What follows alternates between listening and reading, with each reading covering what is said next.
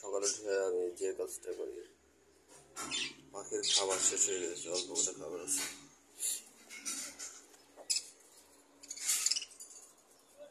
পাখিগুলো সকালে খাবারের জন্য কিসমিস করে, চিকিরি মিকিরি করে।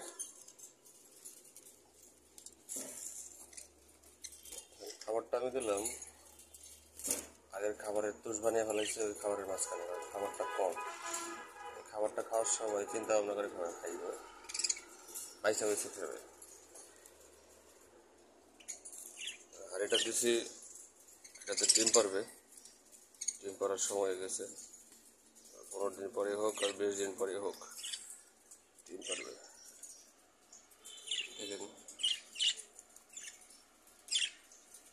এটা সাবানের মতো, কিন্তু সাবান না, এটা একটা হজম শক্তির খাবার।